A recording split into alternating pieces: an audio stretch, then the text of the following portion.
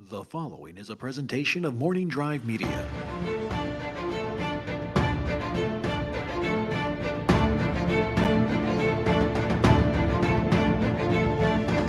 From the southernmost point of Dorne to the lands of always winter, and what is west of West and Westeros, and the shadows in the east, this is Casterly Talk, presented by Morning Drive Media and the Good People Association. Hello, everybody.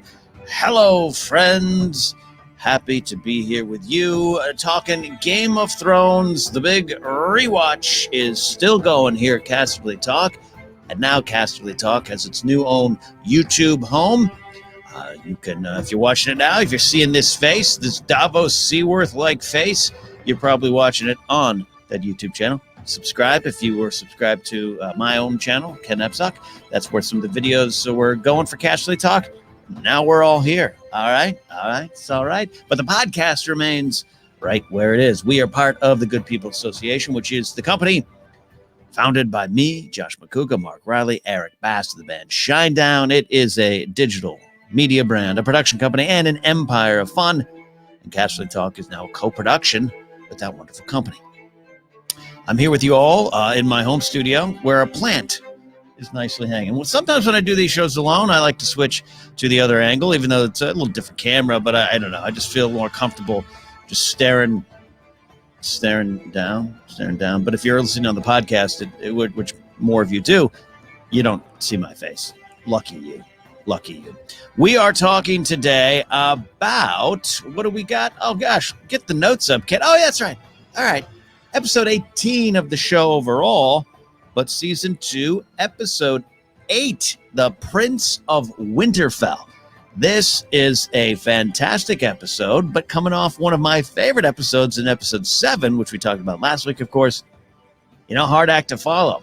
But this is a great episode. Original air date was May 20th, 2012. We always like to ask, where were you? Director was Alan Taylor. He had 4 this season. He's got episode 10 after this one, after, I believe, starting the year off. Benioff and Weiss wrote this one as well. Cinematographer was Jonathan Freeman. Editing, Francis Parker. Cinematographer Jonathan Freeman. There's some great shots here with Yara and Theon to start off the show. Overall, this was one of those episodes. It's funny. I talked last week about I love episode 7 of season 2 so much, but sometimes it doesn't feel, especially if you're watching it for the first time, doesn't feel like it's moving towards the big event. And the big event, usually episode 9, is something that, following Ned Stark's death, and now this season with the Battle of Blackwater Bay, we just got used to it. But it wasn't necessarily a promise every time that we're going to have a big event. It just kind of was the way it was set. So to say this season didn't seem to be at times building towards a big event is almost not fair to the season. But last week it paid off. It's not really building up, but it's moving towards some greatness. This season, this episode for this season, episode 8, Prince of Winterfell, I do believe is truly moving the pieces to on the board and getting us set for episode 9, the Battle of Blackwater Bay. One of the overall notes in this episode I wanted to point out, I want to make sure I pointed out top, the wind. I think the wind is really the star of this episode. A lot of windy scenes. The ADR had to be just crazy on that. Just the wind just flapping flags around, blowing dialogue away. And I loved it. It was a great effect. It gives that truly a lived-in world. This episode begins and ends with Winterfell, Theon trying to be in control of it all, but not really. And that's why the title of the episode, The Prince of Winterfell, works. Though a lot of episode titles in Game of Thrones, they have a lot of different meanings. But I love focusing on what they're trying to say. Hey, this episode is anchored by these 2 scenes there at the end there. So let's dive into some of the themes and lessons here on the show. Sometimes the lessons and the themes and what every episode is about is pretty apparent. And sometimes you have to kind of dig in a little bit. And all these, of course, are open to interpretation. If you're doing this rewatch with me, you might watch an episode and have a different feel. It's also why I love bringing on guests and the other co-hosts of this podcast feed. The lockdown kind of made it a little hard to do that this year, even though virtually can sometimes be easier. So we miss Rachel Cushing and Thomas Rissling and Lon Harris and Andres Cabrera, Michelle Boyd, and a lot of other voices who come on this channel, because they have always have wonderful, sometimes similar interpretations, but different interpretations. So I'll just note, if any of you are finding me for the first time, maybe through the GPA. These are my interpretations and my notes for what we got. And this episode, I looked at it, I said, who you are and who you want to be. There's a lot of truth. The theme is truth. And and this isn't about faking it, but like who you really are. And there's a lot of, because it's titled The Prince of Winterfell, which is this mocking title kind of given to Theon here when Yara arrives. It's like that's what you want to be. It's not really what you are. Maybe you can get to there. Maybe you can't get away from your nature. And maybe that nature is bad. And maybe that nature is good. And when I started to see this episode in that light, some things absolutely started to emerge. And like we said, right from the top, we got Yara showing up like a boss, by the way. We love Yara. Showing up, spinning around Theon and the horse, and mocking him in front of the men. Theon's trying to keep up a brave face. And great stuff. And we'll get into some favorite lines and moments and scenes, but great stuff where she's just like, you killed 2 boys. It doesn't make you prince of nothing. And she's kind of against it. It says Yara has some morals there, right? We over those Greyjoys. Sometimes we think they don't, but I think Yara does here. And I love when she tells everyone to kind of get on out. Can they have the room? And she goes from kind of mercilessly but poignantly mocking Theon, because it's almost like satire. It's not just a dumb hacky joke. Like satire has purpose, it has lessons, it has themes behind it. And Yara's hacking on Theon here, trying to get some points across. When she sees those points aren't coming across, and she sees that who he wants to be is in kind of combat with who he really is. She wants to save him. D.B. Weiss talks about that, about this episode. Like, Yara actually does. She's a Greyjoy. He's a Greyjoy. She wants to save him in spite of himself, but she kind of realizes maybe she can't. And she'll try again. Remember, she tries again later on. Well, Ramsay enters the scene, and he can't be rescued there, too. Theon has to rescue himself, I think. Theon has to redeem himself through his actions. And he's sliding. This season is where he's really sliding down the slope and losing who he is. And I love, again, Prince of Winterfell. You took the castle. That's so great. But you're ironborn, baby brother. She tells him this. She met their family. They endured their father. But know who you are. And she says to him, don't die up here, which we'll talk about later in scenes that mean more. So that kind of starts the episode of just seeing what it is, because we know Theon's in conflict with himself too about it. Am I Stark? Am I Greyjoy? Can I get my father's love? Can I get his approval? Did I have it from Ned and I abused it? Can I get it from Rob and John and everyone? They looked down on me, but did they? I tried and tried and tried. So he's constantly trying to find out who he is, and he is faking it. The Prince of Winterfell is a fake to me. It's a good move from a certain standpoint, at least in the beginning, right? But he's losing himself. He's losing control. And Yara shows up to remind you of who you really are. And that sometimes takes precedence over who you want to be. Again, something that's in this episode. A lot of people questioning who they are. Jon Snow, he is now captured. He's in the possession of the Lord of Bones, Rattleshirt, Egret, and Corn Halfhand is there, captured too, and some great stuff, because Jon, last episode we talked about, that's the nothing Jon Snow speech from Egret is a lot about, you got the blood of the first man in you. What are you doing fighting? Like, who are you? Who really are you, Jon? And he's asking himself that, and he still is a Night's Watchman. He still has taken those vows, believes those vows. And by the way, I don't think that's good. Brienne with Tarth talks later on about vows and the importance of that. So Jon is in this scenario, in this episode, when he's presented to the Lord of Bones, he is Ned's son to the Free Folk. The truth we may have guessed here or definitely know later on doesn't really matter. In this situation, he is a Stark. He is Ned's son. And Egret does want to save him too. She's, we've talked about last week. The connection's there. She might not want to admit it. She might be willing to chop his balls off if he runs, but the connection's there. But it's also valuable. And there's some great stuff about Mance, as we haven't yet to meet Mance, but Egret's got some insight into Mance. We can talk about that. So, you got Corn Halfhand there. telling John, yeah, your brother's died for you. See that's not a waste. See, it's not done in vain. And is John a man of the Night's Watch, as Corn wants him to be? Or is he more than that? Who is he going to be? Who does he want to be? Who is he really? And Egret's already got the ball rolling. One of my favorite John moments, I can't wait to talk about it more in season 3, is him telling Mance, while trying to lie to Mance, while trying to be, take it into the wildlings, the free folk there, and he tells Mance a lie, and Mance sees through it. What does John answer? I want to fight for the side that fights for the living.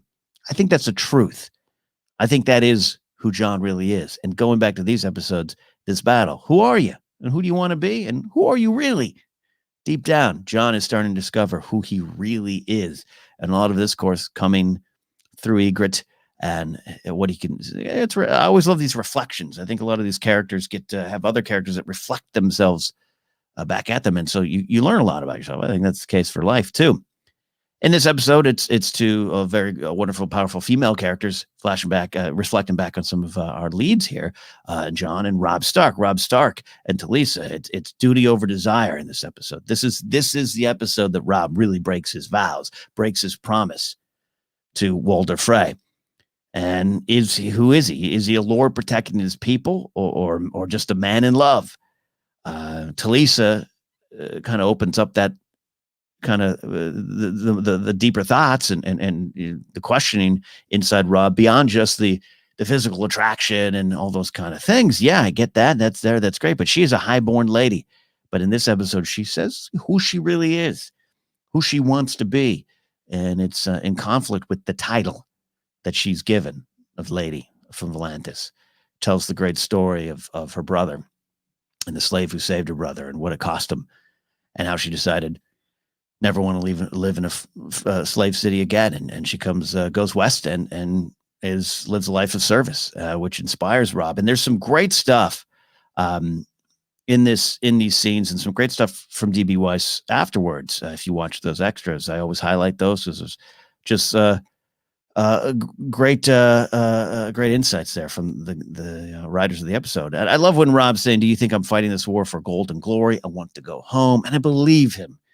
So does he really want to go home, or is he truly a conqueror? Is that in conflict? And then he wants to be honorable. And I think that's what he's trying to say to Talisa. I'm honorable. I was raised in honor. I was raised to understand honor. Ned Stark, the honorable Ned Stark. Catelyn Stark, my mom, she's honorable. But what has happened? And this is stuff directly that D.B. Weiss is saying. We already know that the honor sticking so closely to who you are. We're not suggesting that being dishonorable is the right thing, but honor essentially killed his father, got his father killed. Catelyn Stark, she's raised him in honor of course, right? More than helped, raised him. And here she is breaking her own kind of family vows and bonds to Robb, the King of the North, by letting Jaime Lannister go. And she's done it because of who she wants to be. Kat is a Stark, but she's also a mother. And her driving force has always been family. She says, why she do it? For the girls. For the girls. Great when Rickard Karstark comes in, understandably upset. I understand his vengeance. Kat's got some great stuff back. Your sons are dead. My daughters are still alive. That's my driving force. Beyond any other vows or oaths or anything I've had or any name or any title I have, Lady Stark of Winterfell. That's my title, but who am I? I'm going to go this way. And Robb's seeing these vows being broken, seeing not dishonor, but the two people who have preached stick to your guns, be honorable, are veering off the course. And that leads to Robb saying, I don't want to marry the Frey girl. I don't want to just do things for that bridge. I don't want to go down and just conquer. I want to go home. I want to be me. And he makes a decision, costly decision. The sins of the Starks, I always talk about. But this is a very real moment. It is way more than just simple to me. I want to marry this woman. I love her. She's attractive. End of story. No, the Frey girl might not be attractive. It's way beyond that. Who does Robb Stark want to be? and what he has seen, the examples in front of him. Ned holding the course till his death, Kat veering off the course to be more in line with who she wants to be in this world. It affects Robb. Did Kat make a mistake? Not in terms of how it affects the Starks. Yeah, you're starting to lose the Karstarks. You're definitely, you may have already lost Roose, even if he didn't sign any contracts with Tywin and Walder Frey yet. You're losing Roose. More on Roose's looks later on. So yeah, tactically, mistake, probably. Was it a dishonor? Was it treason? Yeah, I just say it was. I used to hold Catelyn Stark, closer to the flames. I used to say she did a lot of things that caused these problems. Oh, yeah, on the surface, yes. But this is one of those episodes. This is one of those moments when I really watch Michelle Fairley, just amazing. Just explaining why. And me, I'm not in that tent with Robb Stark. And I understand he's got to play all sides. Cat make a mistake? Yes. Yeah, I think she made a mistake. She'd probably do it again and again and again because it was probably the right thing to do. So I stand by that. Because of that mistake she made, Jaime's on the run. Everybody's on the run. He is on the run. Well, actually, he's not on the run. Brianna Stark is Brianna Tarth. Brianna Stark? Maybe she want to be Stark. Brianna Tarth is on the run with Jaime Lannister, trying to get down to King's Landing, trying not to be seen. And I love what's going on here. A lot of great Brienne stuff of oaths. Oathkeeper. She's an oathkeeper to the very end. And she wants to keep her oaths. And she knows that who is she? She's probably more of a knight than Jaime Lannister, the great knight. And I love that she talks about what she swears versus Jaime breaking his vows, according to her. And we're going to learn more about that. Great little scene. And it's so fun to watch this scene now, knowing where it all ends up. Both the pain and the joys. But Brienne and Jaime, good stuff there. Continuing with the theme, looking at this here in this episode here as we get through the Prince of Winterfell. Get ready for the Battle of Blackwater Bay. Arya, she wants to kill Tywin. She wants to help her family. But who is she? She's something else. And I love this. This is a little offshoot of the kind of this main theme I'm talking about. But her path branches off. And it branches off for reasons she doesn't understand. And she has to trust it to go forward. And this episode is all about trust as well for me. You got to trust a lot of people in this world. And it's tough. It's tough in our world. It's tough in this world. And Jagan Hagar, with this great sequence of her naming him as the third name after, she wants Tywin dead. And I'll say this. I love Jagan Hagar. It's a little, Arya's getting a raw deal here. She was promised, I say a name, you kill. Now, Jagan says it has nothing to do with, you say the name. Days, weeks, months, I don't know, years. So if you say Tywin, I can kill Tywin, but it's not going to happen right now. I don't know if that was expressly stated at the beginning of the deal. It's terms of service, I guess maybe Arya should have checked. But I love this moment. It starts, we know where Arya goes, right? And I maybe assume someone's could be listening or watching to this show who's never seen all 8 seasons. And if you're doing episode by episode, I apologize if I'm getting some spoilers in there. So stand back a bit if you want. We know where Arya's life goes, but at this point, she can't see any of that. She can't feel any of that. She has no idea that she'll never see most of her family again to the very end, that she'll go on this journey, that her biggest ally will be someone she wants to kill, and that eventually she'll leave this land seeking and thinking she's getting the vengeance she wants, but really she's getting the skills she needs. Who do you want to be? Who you really are. And sometimes who you really are is going to emerge whether you want it or not. Whether he's super, super intentionally doing this, I don't think he is. Jagan Hagar is starting her Arya Stark on her path, but also teaching her patience. Teaching Arya Stark the long game. Am I oversimplifying the path of Arya Stark? Yeah, absolutely. Sure. I don't have that much time in every episode to get into it. But I love this, what this episode represents for Arya. She has been in employ, if you can call that, with Tywin. Has a weird connection and bond almost with Tywin. Like she almost feels sad that she's leaving him, but also she wants to take him out. Wants to take him out. So the panic sets in. She names him. She's right there. She's right there. She sees Tywin getting on the horse. That's what she wants right now. That's what she wants. She's a Stark. She's Stark of Winterfell at this point. She's Arya. And Arya wants to do what's right. She wants to protect her family, protect her brother. Those things aren't wrong. Removing Tywin from the board, not wrong. But the pieces are getting put in place for the next episode. Tywin needs to march. He needs to head on down. He needs to join the fight, defend the city. Lannister, I love Kevin Lannister saying, Cersei and Joffrey could get out of there. They could kick rocks, get out of King's Landing. Let Stannis take the city. We have nope. King who runs is not a king for long. He's a Lannister. He's going to stand and fight. And Tywin's going to join the fight. So he's off on his adventure. And Arya wants to be in front of that adventure. Conquest, whatever. Defense of the city. Arya thinks that's her story, and that's not her story. And maybe we as an audience think in this episode, maybe we as an audience have some expectations and want Arya to be a certain thing. But Arya's going to go this way. It's not me. She doesn't fully understand it yet. It's not me. And I love that episode I love this episode for that and love the moment there. We got Tyrion. We got a lot of great stuff with Tyrion. A lot of stuff with Cersei.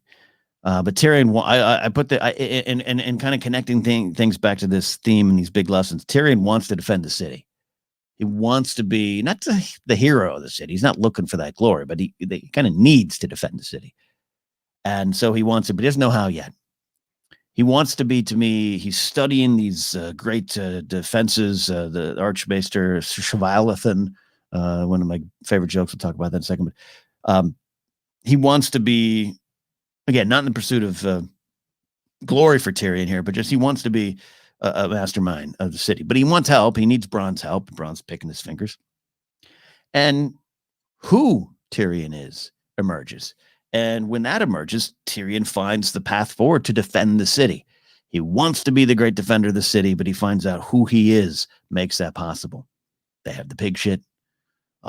He knows the Mudgate, his knowledge of the city. He's great at this game. And so he starts to become who he wants to be, because who he needs to be in this moment. Stannis is back. We're truly moving the pieces. I love my Stannis. Everyone knows that. Only me and Eric Monroe here on the Casterly Talk world really love Stannis, but he's back. He's been away for a bit, in a season that's about Stannis trying to take King's Landing. For me, not enough Stannis. He's back. He's with Davos. And I love here. Talk about titles. Talk about titles with Prince of the Winterfell, with the Prince of Winterfell, that title, a mocking title. It's what Theon wants to be, but it's not who he really is, and he has to come to terms with that. It's a long-term process. The flip side of that, in a way, is Davos. Stannis is talking about it. They call you the Onion Knight. They mock you. They mock you. And you wear that proudly. You wear it as a sigil. Yeah, my son Mathos wants me to have 3 mermaids with a trident or whatever Davos says. But he wears it as a badge of honor. But I think it's Davos going back to what Tyrion says in episode 1 of the show when he talks to Jon about wear who you are as armor and no one can hurt you with it, right? Paraphrasing, of course. I think Davos does that here. I think that's what Davos does. They call me the Onion Knight, but I know what that meant. I know what that meant to the people I saved, and know what that meant to me and my honor and who I am. And I know who I am. That title is not me. Where Theon wants to be. I'm the Prince of Winterfell. God damn it. Please pay attention to me. Davos is the other side. Who are you? Who do you want to be? Title doesn't matter to Davos. I'll wear it. They can call me it. They can snicker. But I know who I am. And it's one of the just endearing qualities and traits of Davos Seaworth, who, as much as I talk about Stannis, I think I have just a strong connection with Davos as well.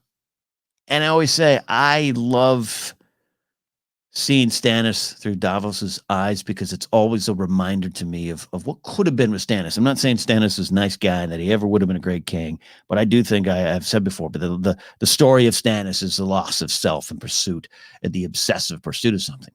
And one of the sub lessons of and themes of this episode is justice and vengeance. Rickard Karstark and his pursuit of vengeance. Robb, he's out for justice.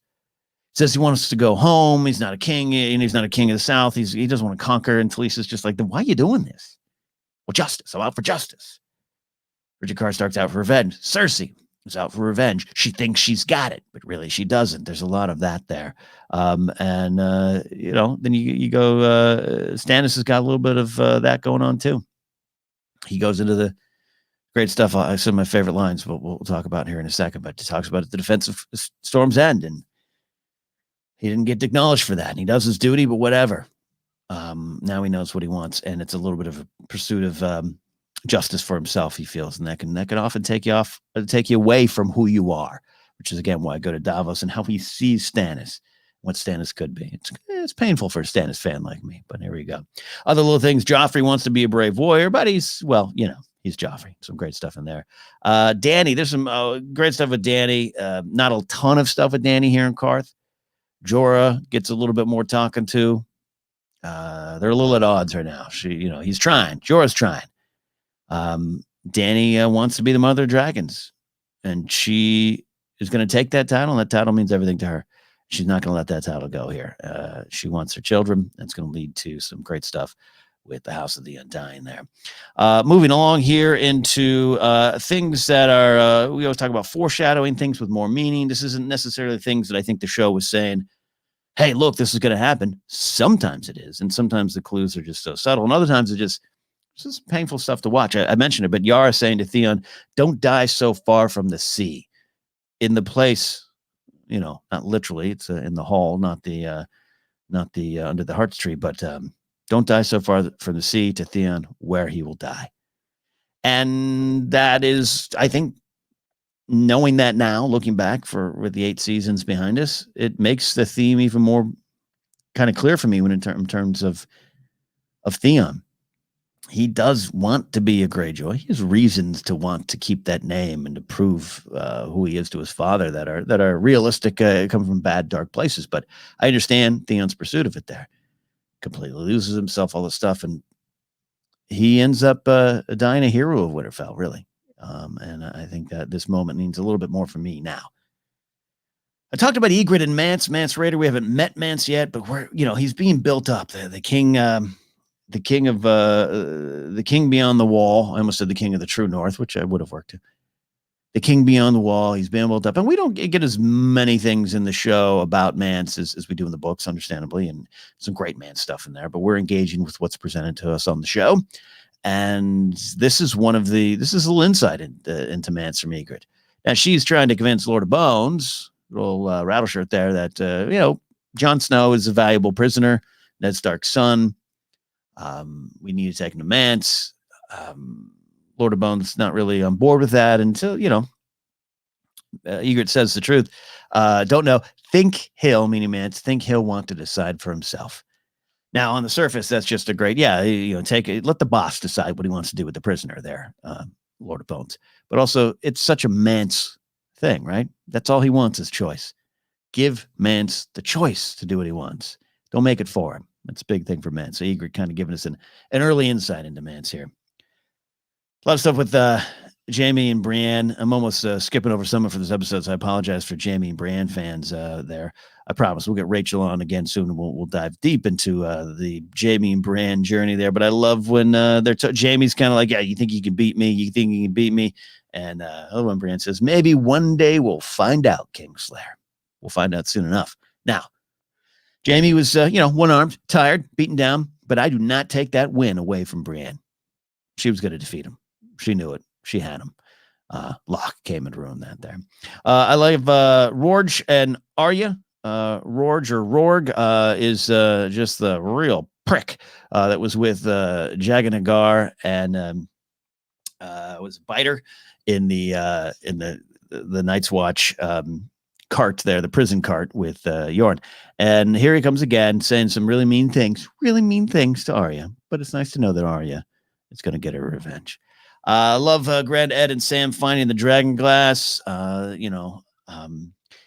we're diving into the themes and lessons of the show, but I also love the little plot things, little things to come, and you'll need this dragon glass for Sam to be seeing dragon glass, knowing he'll become a slayer, send slayer with it.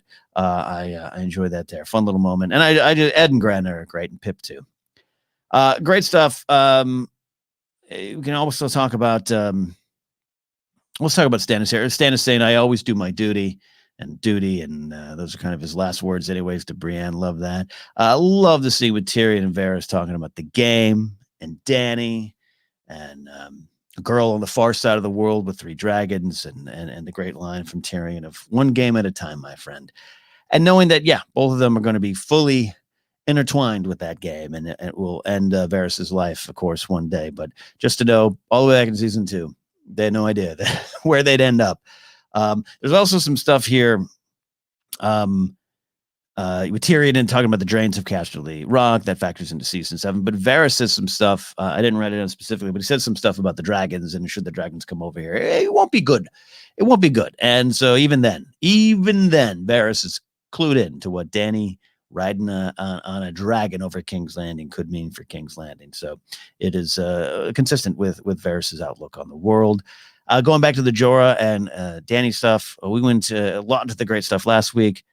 We got more great stuff coming with Dany here and Karth. I do like the Dany and Karth stuff. It's a little, like we keep saying, it's a little different. Even Emilia Clarke has said it was a little different to play. It's a different kind of Dany.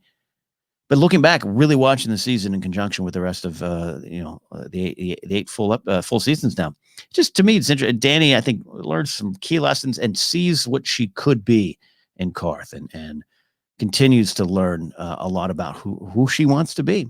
And she wants that title, Mother of Dragons, and she's going to get it. She feels that's who she is. And I love it. Jorah saying, I will die for you. I will never abandon you. Talking about the time, seeing her come out of the pyre with the dragons, saying, until my last breath, I will remember. As a Jorah guy, it's hard to watch knowing what happens. He will die for her. He will never abandon her. Even when she tries to make him, she'll never abandon him. I love that. Great stuff. Favorite lines, scenes, and moments. We talked a lot about it. Yara. Go on then. Warn me. I want to use that in real life sometimes. Love her. She's so good. Corn half-hand to John. See that it wasn't nothing. I really do like that line. And, John goes an interesting journey, and I think he remains true. And just talking about the theme of this episode of who you are and who you want to be, and just in breaking it down to just Night Watch and a Ranger of the Night's Watch. That's a title John wants, title John gets, and I think in the end he stays more true to the vows than anyone else.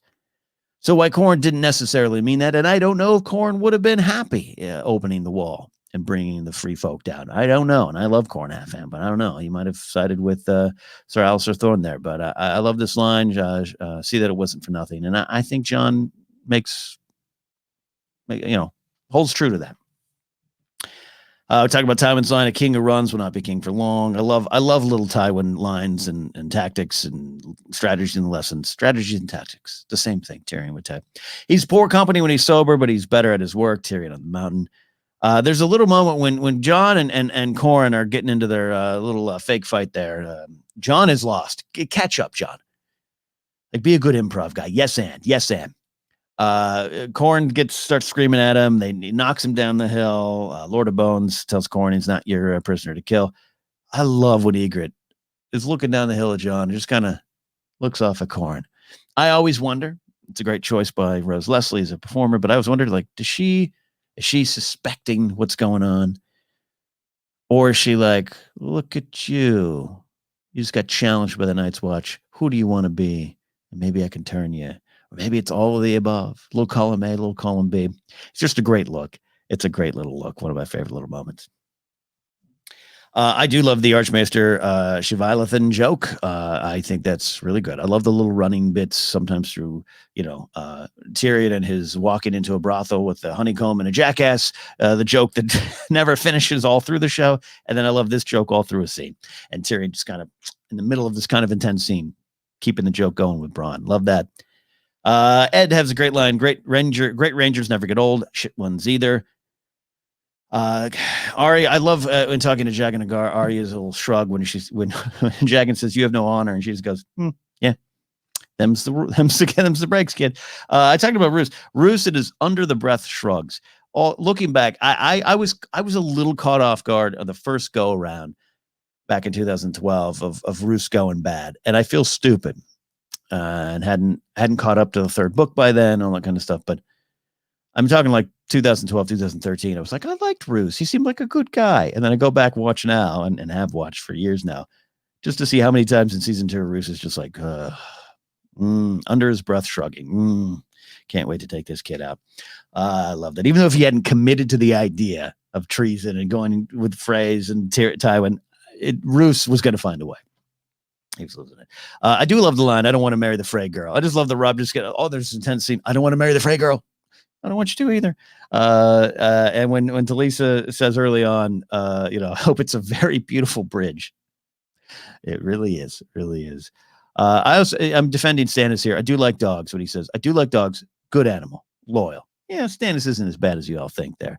And a great Stannis line. And when people ask me, why do you like Stannis? There's a lot of reasons I give them. A lot of it's just with the intensity that Stephen Delane brings to it and everything. But this is one of the lines that I just love about Stannis. Robert told me to hold Storm's End, so I held it. Duty. Not even just honor, but just doing your duty. Go on, do your duty. The last lines of Stannis. Big with him. He never questioned it publicly, maybe privately, but he did it. He held Storm's End. He wasn't rewarded for it. Maybe he didn't feel he needed the reward, but he felt it would have been almost Robert's duty to reward him for what he did, because he gave it to Renly.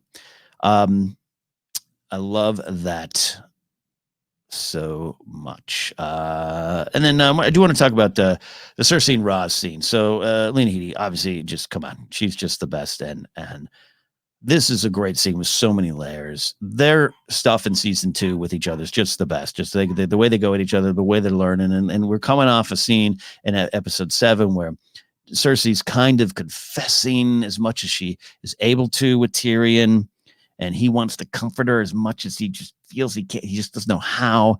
There's almost a connection, and here we are an episode later, and she has found his weakness, even though she did not find the right whore that Tyrion loved. She found his weakness, and Tyrion has to play, and they talk about it in the extra features. He has to play 2 moments. He has to play his relief that it's Ros, but he's also sympathetic. It's an innocent woman being tortured by Cersei.